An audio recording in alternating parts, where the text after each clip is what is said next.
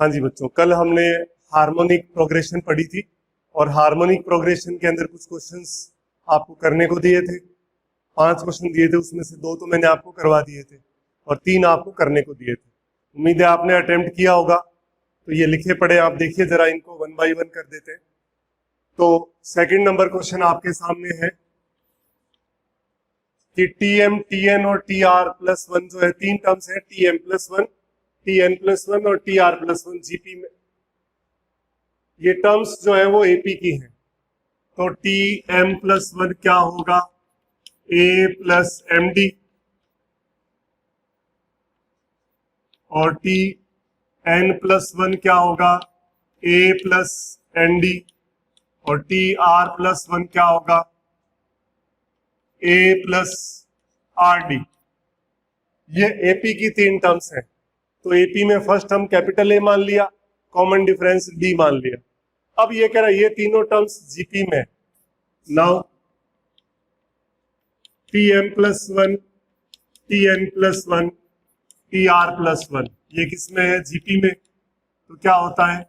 मध्य पद या middle term का स्क्वायर बराबर first term into third term, पहला पद इंटू तीसरा पद।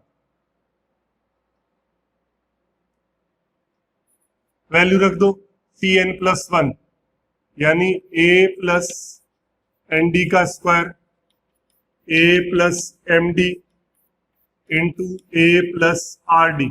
सॉल्व करें। A square plus N square D square plus 2 N A D equal to A square plus A R D plus A M D plus R M D square. A square से A square तो cancel out हो गया, और D square common ले लूं तो N square minus M are आ गया equal to, इधर ए डी कॉमन ले लिया तो क्या आया? M plus R minus 2n। चूंकि डी 0 तो है नहीं तो आप एक डी कैंसिल कर सकते हो, डी नॉट 0। तो हमारे पास क्या रिजल्ट आया? A upon D N square minus M R बटे M plus R minus 2n। ये रिजल्ट आ गया। हमें क्या कह रहा था कि हमें ए और डी का रेशो चाहिए था, निकाल तो लिया। अब ये कह रहा है एन की टर्म्स में चाहिए। तो एन की टर्म्स में निकालने के लिए हमें इसने एडिशनली क्या दिया है? इसने कहा है कि M N R H P में है। ये रिजल्ट लिख लिया, वैसे तो आंसर आ गया। M N R H P में है। तो एच पी में क्या होता है? N equal to 2mr upon M plus R. तो इसमें या तो m प्लस आर की वैल्यू रख दो नीचे, या एम आर की वैल्यू रखनी है तो ऊपर रख दो। दोनों में से जो चाहे वो कर सकते हो। तो यहां से मैंने m प्लस आर की वैल्यू निकाली, तो 2mr upon n put in 1 में पुट अप करना है इसको। तो क्या आया देखिए, a upon D is equal to, ऊपर है n square minus M R, और नीचे m प्लस आर को आपने लिख दिया 2mr upon n minus 2n। तो आप देख सकते हैं इसमें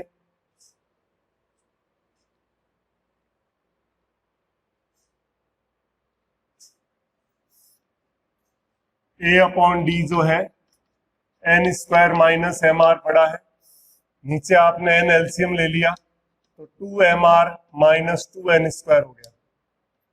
तो ऊपर आपके पास n ऊपर आ गया ये, और ऊपर से अगर मैं माइनस कॉमन ले लूं तो mr माइनस n स्क्वायर हो गया, और नीचे 2 कॉमन लिया तो mr माइनस n स्क्वायर, ये कट गया। a अपॉन डी की वैल्यू कितनी आ गई? Minus n/2। तो इस तरह से हम वैल्यू कैलकुलेट कर सकते हैं a/d की। तो आंसर क्या हो गया? ये पड़ा माइनस n/2। तो सबसे पहले इसने एपी की 3 टर्म्स के बारे में बात करी, वो लिखी। फिर ये कह रहा है जीपी में, तो जीपी लगाया, सॉल्व करा तो ए अपॉन डी का रेशो आ गया।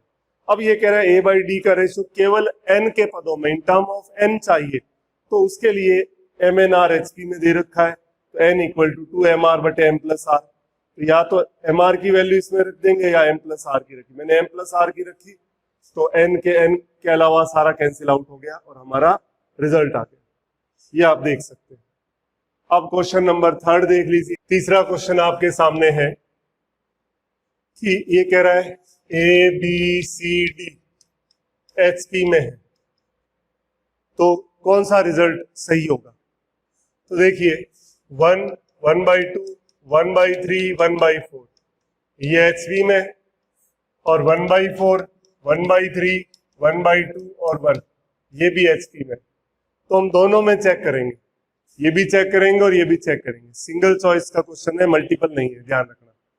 तो सबसे पहले पहला ऑप्शन दे रखा है A B greater than C D. जो दोनों कंडीशन में सेटिस्फाई होगा वही लेंगे। नॉर्मली हम एक ले लेते हैं और फिर उसमें दिक्कत आ जाती है, क्योंकि एचपी तो दोनों है, इंक्रीजिंग और डिक्रीजिंग दोनों। ये इंक्रीजिंग एचपी है, ये डिक्रीजिंग एचपी है।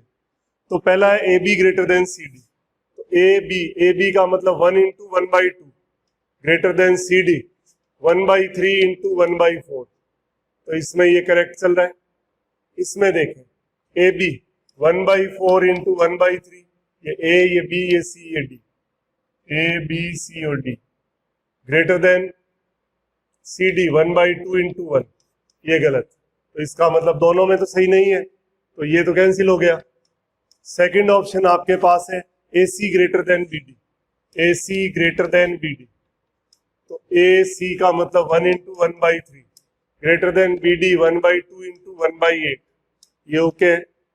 इसमें देखें ए सी का मतलब 1/4 × 1/2 ग्रेटर देन बी डी 1/3 × 1, ये यहाँ फिर गलत आ गया। तो दोनों में करेक्ट नहीं है, इसका मतलब ये भी सही नहीं है। थर्ड ऑप्शन आपके पास है A D greater than B C, A D greater than B C. A D का मतलब 1 × 1/4 ग्रेटर देन बी सी का मतलब 1/2 × 1/3, करेक्ट है। इधर देखें A D 1/4 × 1 greater than 1/3 × 1/2, correct है। और फोर्थ नन है, इसका मतलब आप देखिए दोनों में करेक्ट यही है। तो आपका आंसर कौन सा होगा कि A B C D HP में है, तो क्या होगा, A D greater than B C होगा। ये हो गया क्वेश्चन नंबर 3। अब क्वेश्चन नंबर 4 देख लीजिए आप। 4 में ये कह रहा है एक्स वाई जेड एचपी में है, एक्स वाई जेड एचपी में। तो आपको वैल्यू चाहिए, तो एक्स वाई जेड एचपी का मतलब हम जानते हैं y = 2xz/x+z, ये हमें पता है।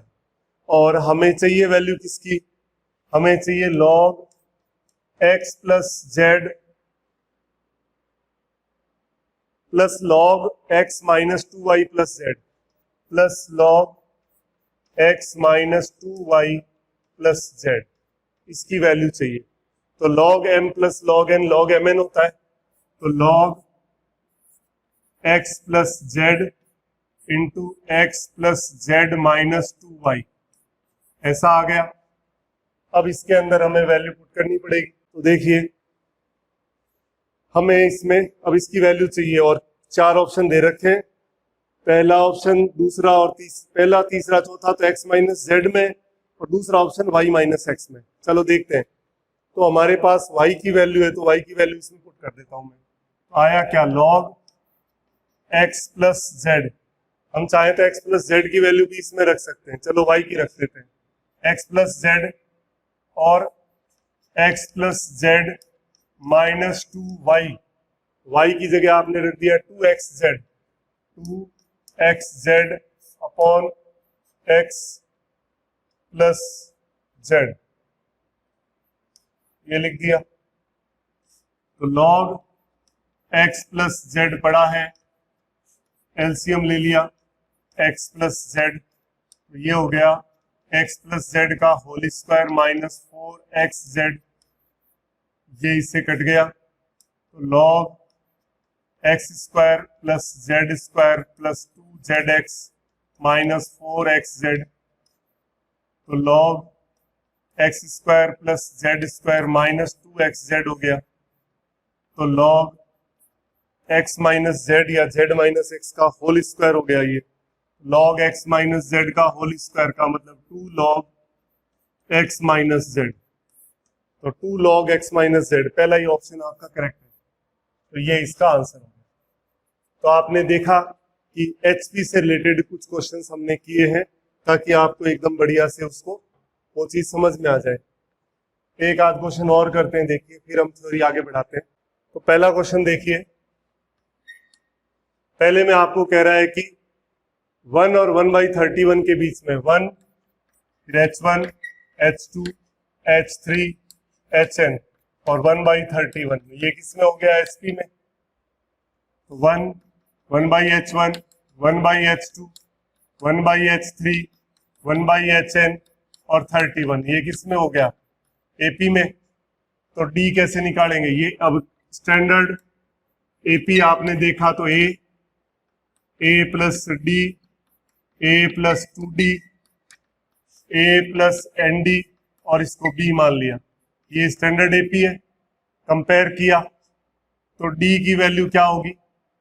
बी माइनस ए बटा एन प्लस 1 होता है। तो बी है 31 माइनस 1 अपॉन एन प्लस 1, तो 30 अपॉन एन प्लस 1 आ गया। अब हमें कह रहा है H7, ये डी आ गया, ए की वैल्यू 1 है। H7 का मतलब 1 अपॉन ए प्लस 7d होता है। तो 1 अपॉन ए का मतलब 1 plus 7d, 7 into 30 upon N plus 1।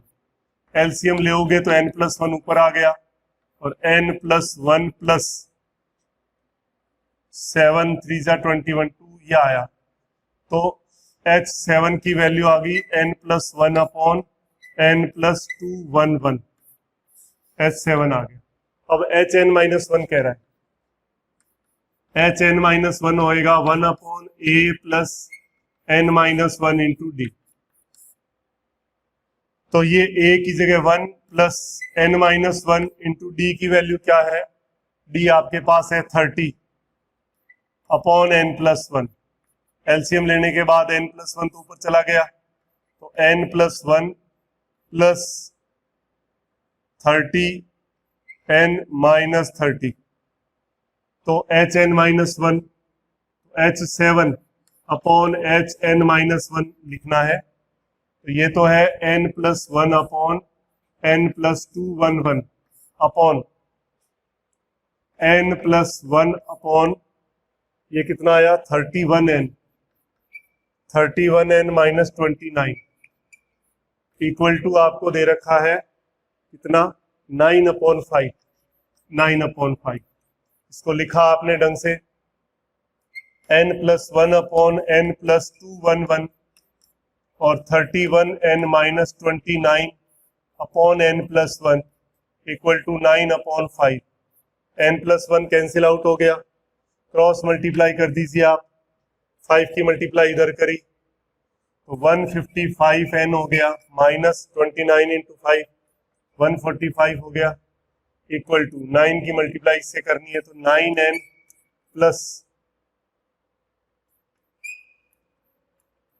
1899, 211 को 9 से मल्टीप्लाई किया 9 9 18। अब इसको सॉल्व किया तो ये इधर आया, तो 155 माइनस 9 146 हो जाएगा। n इक्वल टू ये इधर आके ऐड हो जाएगा, 9 प्लस 5 14, 1 आ गया, 9 प्लस 4 13 और एक 14, 8 9 और 10 हो गया, ये आ गया। तो n की वैल्यू कितनी हुई?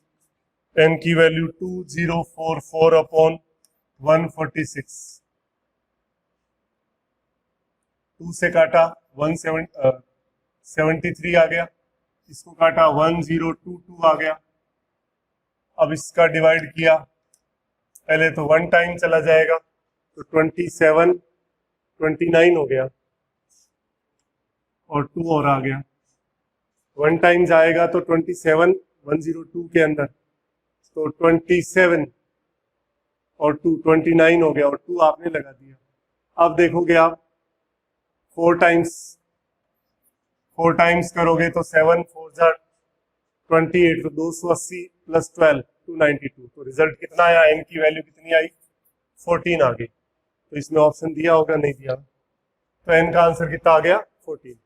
ये आप देख सकते हैं जो हार्मोनिक मीन से रिलेटेड किया था वही काम है। एक बार दोबारा बता देता हूं। आपने कहा 1 और 1/31 के बीच में n हार्मोनिक मीन एंटर कराए, उल्टा किया, एपी बन गया। स्टैंडर्ड एपी से कंपेयर करके डी निकाला, ए पता है, फिर H7 और Hn-1 का रेशियो दे रखा है। H7 1/a + 7d होता है, Hn-1 1/a + n-1d। निकाल के सॉल्व करके रखा तो n की वैल्यू आ जाएगी आपके पास 14। इसके बाद देखिए आप, नेक्स्ट क्वेश्चन आपके सामने है ये वाला।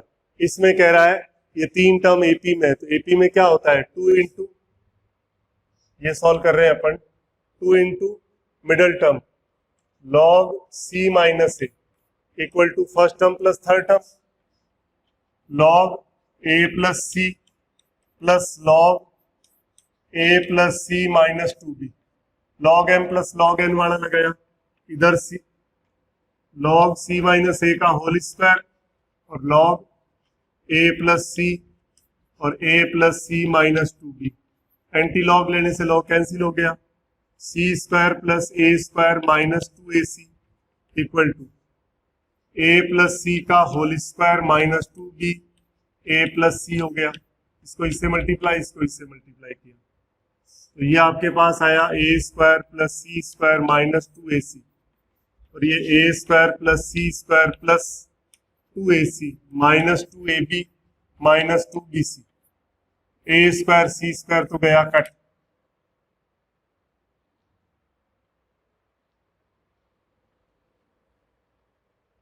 अब देखिए इसमें बचा क्या, इसको इधर ले आए तो 4ac बराबर 2ab प्लस 2bc हो गया,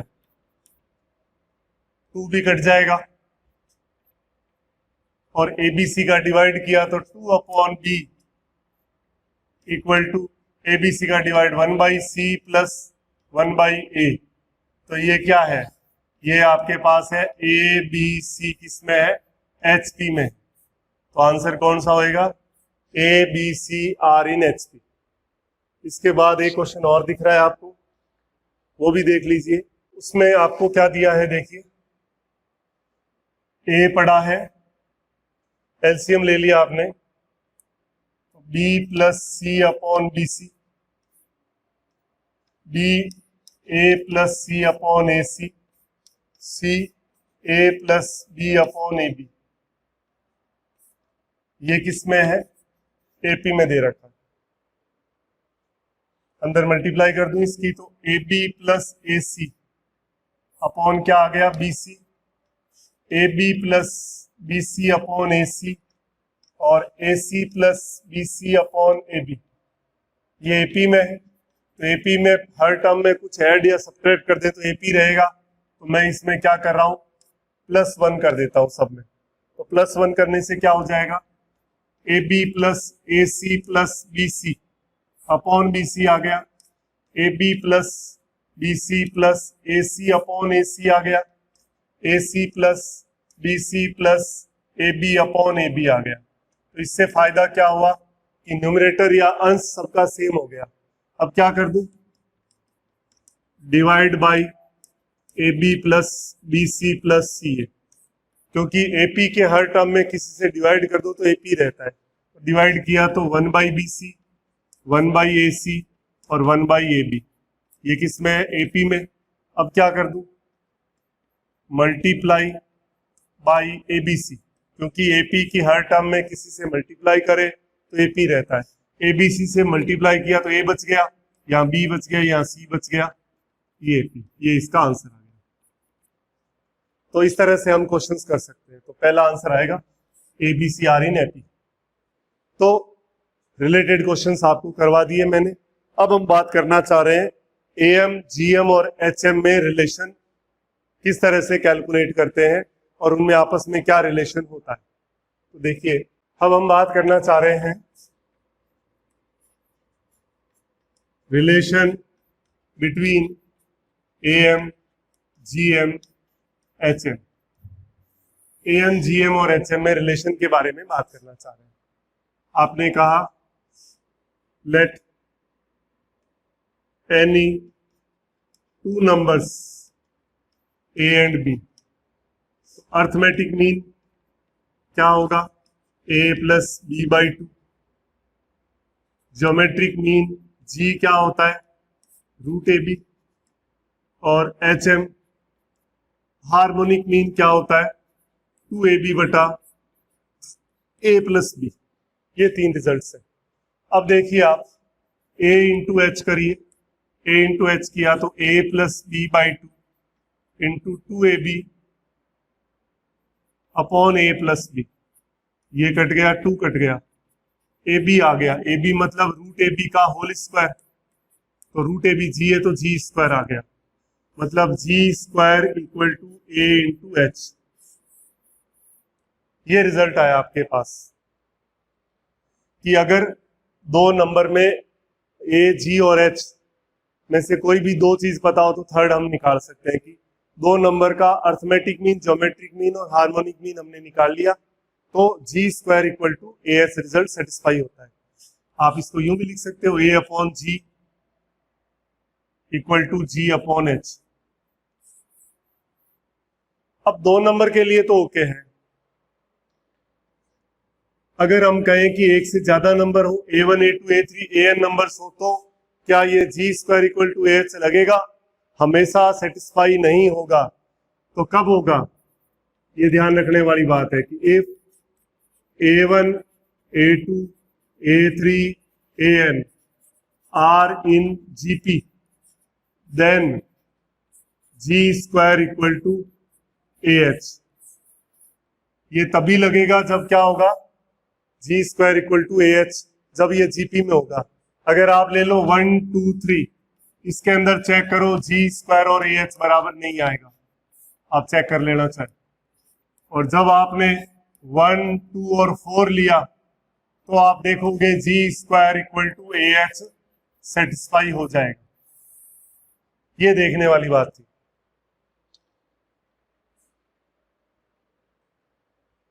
अब आपने इसके बाद देखिए दो नंबर का हमें A अर्थमेटिक मीन और ज्योमेट्रिक मीन पता हो तो वो नंबर क्या होंगे वो कैलकुलेट करना चाह रहे हैं। If AM and GM of two numbers are given then to find numbers. यदि दो संख्याओं के समांतर माध्य और गुणोत्तर माध्य दे रखे हो तो संख्याएं ज्ञात करना। दो संख्याओं के समांतर माध्य व गुणोत्तर माध्य दिया हो तो संख्याएं ज्ञात करना। तो आपने कह दिया let two numbers A and B, दो नंबर A और B ले लिया। अर्थमेटिक मीन A दे रखा है, A plus arithmetic mean they रखा था। अर्थमेटिक मीन क्या होता है? A plus B by 2। तो A प्लस B कितना आ गया? 2A number 1। G क्या होता है? रूट AB, तो AB कितना हो जाएगा? G square number 2। अब A माइनस B क्या होता है? A माइनस B का स्क्वायर होता है A प्लस B का होल स्क्वायर माइनस 4AB। तो A प्लस B का होल स्क्वायर मतलब 4A square minus 4G square. तो A माइनस B कितना आ जाएगा? 2 अंडर रूट में A square minus G square number 3। अब जैसे ही हम दोनों को ऐड करेंगे तो 1 प्लस 3 करने से क्या हो जाएगा? B कैंसिल हो जाएगा। 2A बराबर 2A plus 2 under root A square minus G square. तो A कितना आ गया? A plus under root A square minus G square. ये आ गया पहला नंबर। और दूसरा नंबर चाहिए तो 1 माइनस 3 करने से आ जाएगा b, 2b आएगा, 2 कैंसिल हो जाएगा तो a minus under root A square minus G square, ये आएगा सेकंड। तो कुल मिला के नंबर्स क्या हो जाएंगे, इसका मतलब अगर हमें am और gm पता है कि am and gm of two numbers are a और g गिवन, तो नंबर्स क्या होंगे a plus minus under root A square minus G square. ये हमें पता हो तो हम फटाफट दोनों नंबर्स क्या हो जाएंगे, एक तो a plus under root A square minus G square और दूसरा number a minus under root A square plus G square. अब देखिए इसके अंदर जैसे एक एग्जांपल लें, if am and gm of two numbers are 13/2 and 6, find numbers। तो a आपके पास है 13/2, g आपके पास 6 है, तो नंबर्स क्या बताया था, a plus minus under root A square minus G square, 13/2 plus minus 169/4 minus 36, 13/2 plus minus 4 LCM ले लिया 169 माइनस 144, 13/2 प्लस माइनस 25 का 5/2 आ गया, तो ये एक तो आया 13 प्लस 5/2 और 13 माइनस 5/2, 9, 13 में से 5 गया 8 तो 4, ये क्या आ गया आपके पास नंबर आ गया। तो इस तरह से हम रिलेटेड क्वेश्चंस को अच्छे से कर सकते हैं।